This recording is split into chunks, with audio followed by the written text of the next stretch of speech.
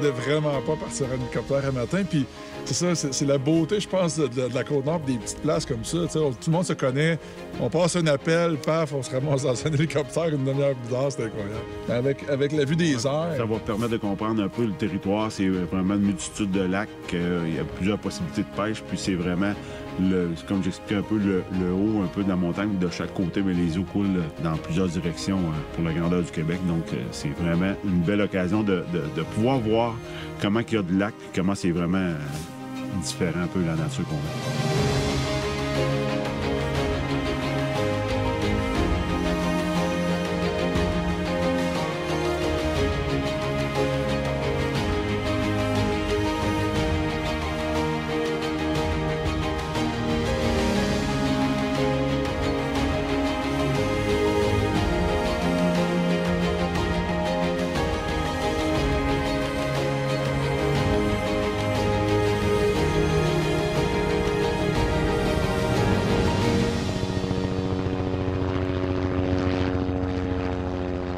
On a visité plein de sites jusqu'à date dans la région, le backcountry, la moto-aventure. Mais là, on est en ville, on est à Fermont avec le maire de Fermont, Martin. Comment ça va? Ça va très bien. Yes. Donc là, on va aller plus dans le détail de la municipalité, de la ville, devrais-je dire. Première fois pour moi à Fermont. J'ai bien entendu parler, évidemment, du fameux mur. Évidemment, un territoire incroyable, tellement grand, tellement de choses à voir ici. Oui, effectivement. Puis on est très heureux de vous accueillir aujourd'hui. C'est une belle occasion, justement, de parler de notre coin de pays. Tu es un amateur de moto-aventure en plus. Oui, tu as une superbe moto. Puis j'ai entendu dire que tu as fait l'expédition 51. Donc le trajet qu'on fait présentement, tout l'as déjà vécu. Oui, exactement. La semaine dernière, je l'ai fait avec des amis. On a parti en 4 personnes pour faire justement ce que vous avez fait. Ça veut dire jusqu'à Goose Bay, Blanc-Sablon, prendre le bateau, oui, faire la basse-côte. On a débarqué à Kegasco au début de la route 138, puis ça a permis exactement ce que vous avez fait. On l'a fait la semaine dernière. Fait que vraiment beau trip, les icebergs, puis c'est vraiment beau.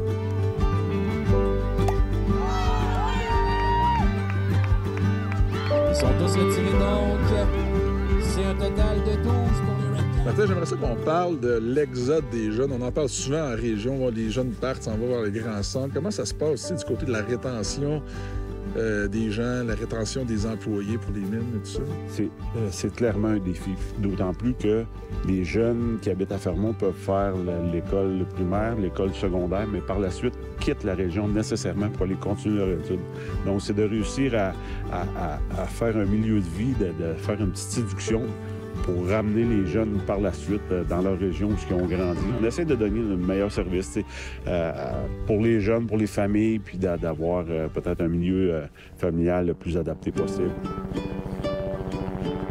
Et là, on voit l'aréna qui est en bleu, c'est ça? Exactement. Fait qu'on est en avant, on est parti en avant du mur. On a été au bureau touristique ce matin. Oui. On arrive à côté du mur, puis après ça, on a le camping aussi qui est juste là, je pense. Oui, exactement. On voit le camping juste en avant.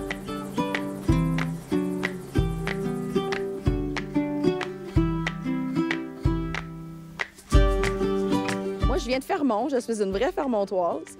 J'ai 37 ans, donc je suis née à Labrador parce que dans le temps, ils ne faisaient pas les accouchements ici à Fermont. J'ai grandi ici. Je suis allée faire un cours de 4 ans à l'université au Nouveau-Brunswick. On a décidé de rester ici, de grandir ici. Puis Fermont, c'est une ville communautaire. Il faut que les gens s'impliquent. C'est pas une ville de service. Fait que si on veut avoir quelque chose, si on veut développer quelque chose, c'est les gens ensemble qui doivent se mobiliser pour faire des belles choses. On n'est pas ici pour faire de l'argent, on est ici pour faire vivre le monde sur le terrain de camping puis que tout le monde ait du plaisir. Je suis installée sur ma roulotte ici, j'ai un bateau. 2 secondes, j'embarque sur l'eau, je vais souper, j'arrive de travailler, mon chum est ici avec les enfants, j'embarque, je me fais un souper sur l'eau, je passe la soirée sur l'eau. On se fait des feux, c'est le social qui vient avec ça. On vient ici une fin de semaine, puis on ressort réénergisé. Dans le fond, on a l'impression qu'on est parti une semaine en vacances, puis qu'on a profité de notre roulotte et de nos emplacements. Martin, tu m'as emmené dans le fameux mur. Finalement, je suis bien content parce que j'en ai bien entendu parler. J'aimerais ça que tu nous dises un peu, c'est quoi le mur? Il y a bien plein de gens à la maison, je suis sûr, qui nous écoutent, mais ils l'ont jamais vraiment vu puis expérimenté comme on le fait présentement. En fait, le mur écran, c'est la principale installation de la ville. Tous les services sont inclus dans un bâtiment qui mesure 1,3 km de long, puis qui a des appartements. Ça a 4 étages de haut, puis ça permet de couper le vent. Ça a été conçu pour couper le vent. Donc, il y a comme un angle dans le mur. Ça pointe vers le nord pour couper les vents du nord l'hiver. Puis les maisons sont majoritairement construites derrière le mur. Parlons de la construction de ce mur-là. Ça a été construit pour héberger, finalement, les travailleurs, c'est ça? Oui, ça a été construit par la minière. La ville au complet, les maisons, tout a été construit par Québec Quartier à l'époque. Le mur et les maisons. Puis après ça, ils ont accueilli les travailleurs pour faire le début de la minière en 1974. Tu parlais des gens qui sont impliqués dans le milieu. Puis on a rencontré P.O., qui est le propriétaire du pub ici. Oui, effectivement. C'est un jeune qui a grandi ici, qui est revenu, qui veut que sa communauté continue à avancer. Ouais. Puis s'implique, puis il fait des investissements locaux. Ouais.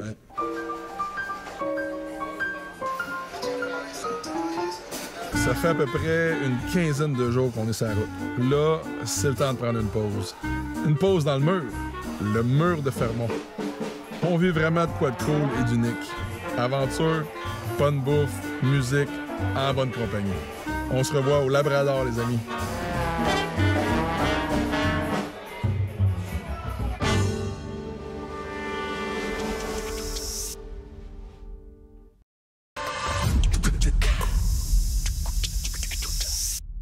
Dans l'émission, on peut compter sur une collaboratrice qui est très près des tendances, que ce soit lifestyle, moto custom, voyage, et j'ai nommé Nadine Lauzon.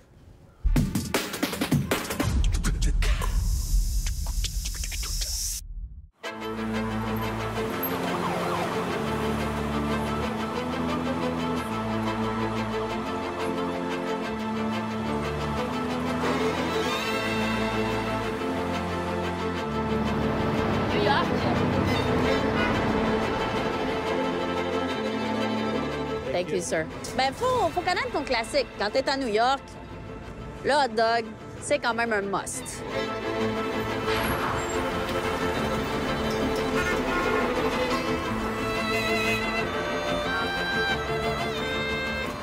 Fille, elle a son propre atelier de moto. On va parcourir un petit peu c'est quoi son parcours au niveau de la moto.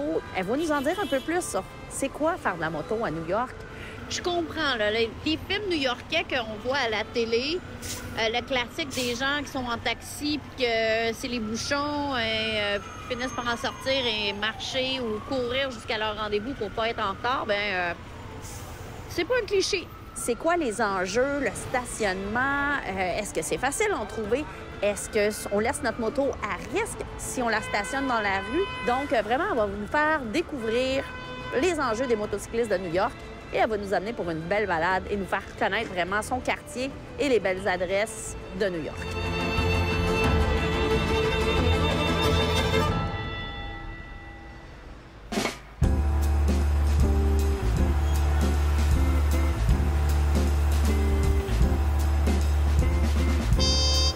Hello, Faye. Hi. Thank you so much for having us today. Yeah, absolutely. Welcome to the shop. So that's the Crop Top Body shop. Body Shop. That's the word I was looking for. We just call it the crop shop for short. Okay. Yeah. And you guys been open for? Almost 3 years now. Yeah. So you get people, they just stop by because they see you on the street, they see how freaking cool the motorcycle out here looks like, and then... We get some of that. We have a lot of like friends of friends that either want to get into riding or they don't know anybody who rides. Also, the repair shops in New York they're either very, very busy or they're not very good. So there's a lot of people who want to work on their own bikes or learn how to work on their own bikes, and we can kind of work with them a little bit more. And then, are you actually born and raised a New Yorker? I'm born and I grew up upstate, but my family is based here in Queens, which is where I live. Okay. And so it's all kind of home. Yeah, New York is home. And you've been riding for, you would say, how many years? Yeah, probably about like 16 years now. 16. Okay. Yeah. And yet you look so young. I was just a kid when I started, and that was something that gave me like a purpose at that point in my life, and that's kind of lasted this whole time. Everything else in my life has changed, but riding has always kind of been there. Faut être patient. Faut être à l'aise, je vous dirais. Faut savoir son klaxon, il est où. parce que sans vouloir être agressif, c'est d'aviser les autres qu'on est là. Les gens changent de voie sans vraiment faire aucun angle mort. C'est chacun pour soi ici, c'est la loi de la jungle. I have so many questions about riding in New York City. It's actually my first time. I mean, I've been in New York quite a few times. Today, my first time riding a motorcycle. What's your take on it? What's the downside to riding here? Yeah, I mean, there's definitely not a lot of riding where you can just cruise, you know, where you would ideally anywhere else. But we do a lot of commuting here. So most people ride commuting, number one. And then we usually have little group rides where we'll go outside of the city if we want to have like a longer cruising type of ride. To me, it's something that, I don't know, it's like my antidepressant. Yeah. I need this in my life so bad. Yeah. Another thing I found really similar in Montreal are the freaking parking signs. How about New York? It's pretty wild here. You just kind of, when you find a space, like you hold on to it with your dear life, like for dear life. So it's kind of silly, like people, especially people with cars, they'll park their car and they won't use their car if they have a space. So it's kind of this weird game that everyone plays here. Where do you park your bike when you're at home? I park my bike out in front of my apartment, but I have to chain it up. I have a tracker on my bike. But if it's out and it's exposed, there's always a risk in New York, even if it's locked up, even if it's chained to something. Let's say you have to run an errand. You have to make it to like Central Park, that area. Would you hop on the metro? Would you ride your bike there? What would you do? If I was gonna go to Manhattan and it was like a weekday, I would probably take the train. That way you just don't have to worry about it. Sometimes it's easier to get back and forth. C'est pas la Californie.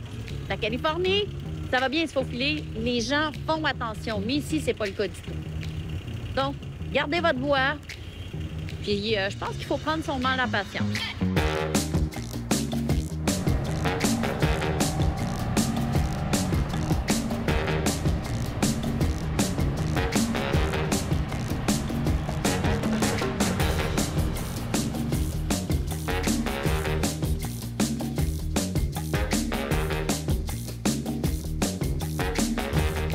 I cannot get over this view here.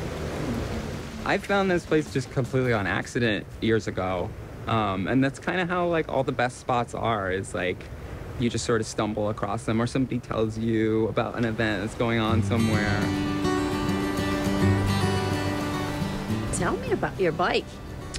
Well, this is a bike. It was originally going to be just a project. And so it was not in good shape when I got it. But yeah, it's an 84 Honda Sabre. It's a V4. And I've never had a V4 before, but it's really nice. It rides really smooth and excellent. I've done a few little upgrades. It's got a lot of LED, like modernization and stuff like that. But overall, I just tried to keep it nice and clean design and retro. That's what I like about it, too, honestly. Because it's all about style, so yeah. I feel like it's a pretty stylish bike. I think we share this passion about like freaking like having something distinctive, and like freaking vintage is awesome. Yeah. From the bottom of my heart, thank you so much for the view, for the company, for taking me along for this ride, for introducing me to your world, to your shop. Thank you so much, really. Yeah, my pleasure. Very grateful. Yeah, absolutely.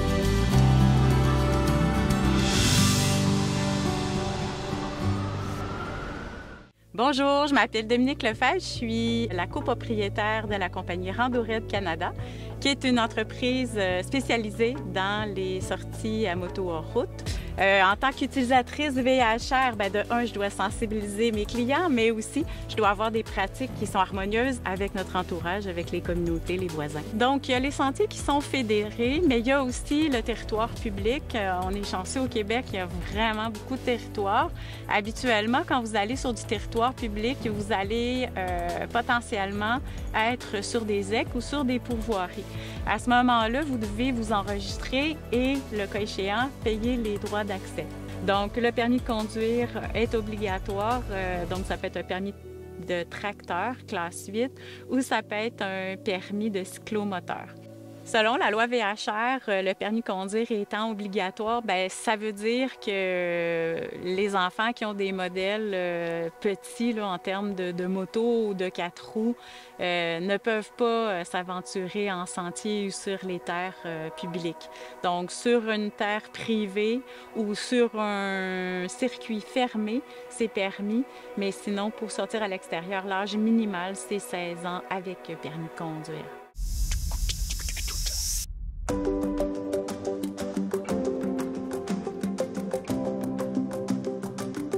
Alain, merci d'être venu me voir avec ta belle moto BMW aujourd'hui. Moto Aventure, c'est ton nouveau trip, ça? Écoute, ça fait 3 ans que j'ai cette moto-là. C'est vraiment extraordinaire. Tu peux aller n'importe où avec ça. Oui, absolument. Tu étais plus dans la moto sport avant, si je ne me trompe pas? Exactement. Ça fait 8 ans que je fais de la moto. Et écoute, c'est vraiment une passion, là. J'ai fait tous les cours qui se donnaient de perfectionnement. Je suis même devenu moniteur avec l'école Moto Pro FMQ. C'est drôle parce que tu es dans le milieu de l'assurance, chez Intact Assurance. Exactement. Tu es au marketing et là, tu maries vraiment bien, finalement, ta job et ta passion, là. Exact. Ben, tu sais, c'est important de bien protéger ses affaires, donc je connais ça à fond. C'est drôle parce que j'ai été sur le site web pour mes assurances et il y a un programme qui s'appelle Ma Moto et moi. Peux-tu nous en parler? Absolument. Ça comprend vraiment, c'est un produit qui est complet. Ça comprend les protections de base, c'est-à-dire protéger les autres, protéger ta moto, mais en plus, c'est plein d'avantages pour ta moto. Là-dedans, tu as 5 000 $ pour les accessoires. En plus de ça, tu as de l'assistance routière partout au Canada et États-Unis 4 fois par année. Puis ça comprend un paquet de services. Donc, c'est vraiment complet. Des frais de déplacement aussi. Tu parles du 5 000 là, juste pour qu'on comprenne bien, c'est les accessoires qui sont pas compris d'habitude pour ce genre de dommages-là, c'est ça? Exactement. Donc, ça comprend, mettons, des valises, GPS, tout ça. Okay. 5 000 $, ça monte très vite en accessoires. Donc, Alain, le programme Ma Moto et moi, c'est vraiment idéal pour ce genre de moto-là, si je comprends bien, là. Absolument, parce qu'il y a beaucoup d'accessoires. Donc, c'est couvert jusqu'à 5 000 $ avec Ma Moto et moi. Puis, tu sais, ce genre de moto-là, il n'y a rien de plus trippant. Là. T'en as une, elle est super belle. Ouais. Je pensais même que c'était une Harley.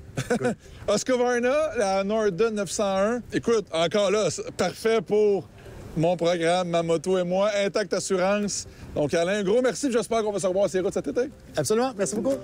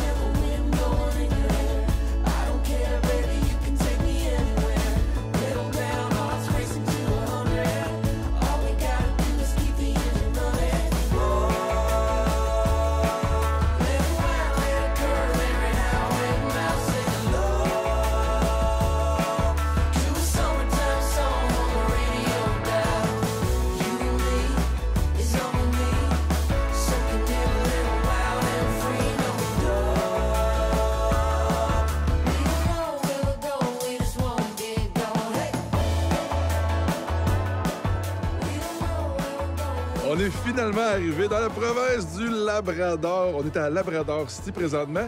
Et les gens nous ont dit de venir rencontrer un certain Chris, qui est un motocycliste et qui est propriétaire d'un restaurant.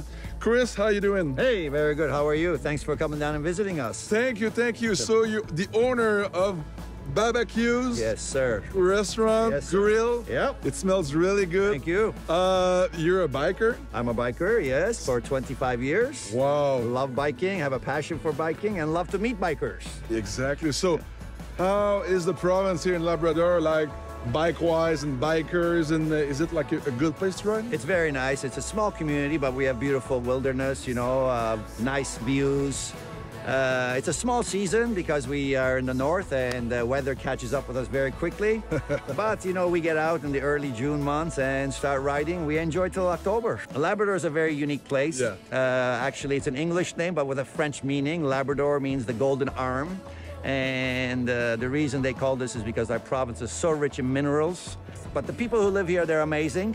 You know, people from small communities, they're always amazing. And I've been here for 30 years, and I love Labrador City. I have 3 children that was raised here, and I consider myself a Labrador local now. Wow. Okay, Chris, I would like you to tell me about Expedition 51. That's the road we're doing right now. Quite a long drive. Yes. Do you know about it? Have you ever, like, did it, or? So as far as I went on a bike is from Labrador City to Goose Bay. And lucky for that, because last 8 years they paved our roads. So from here to Goose Bay, it's paved. So we can take our off-road machines, you know, our Harleys and our Hondas and our Yamahas and Kawis, and take them down the road as far as Goose Bay, because we can. So I've went as far as Goose Bay. It's a beautiful trip. You go through the mountains and the rivers. Wow. After Goose Bay, I have not passed, and I'm hearing that you're going to have the luxury of going to the coastal part of Labrador. Yes. Small communities. It's beautiful there. You will meet very generous, hospitable people. I think it's going to make your trip amazing. And Route 51 you're doing right now, we can't wait for you to write the story on it so we can read on it and watch it on TV. Okay, Chris, it's been a pleasure. Thank you very much. Thank you very much. I wish you all the best. And thank you for visiting Bubba Q's in our little, small, humble town. Yep. And good luck to you with your project, and we can't wait to meet you guys again. Let's go. Let's go. Let's go.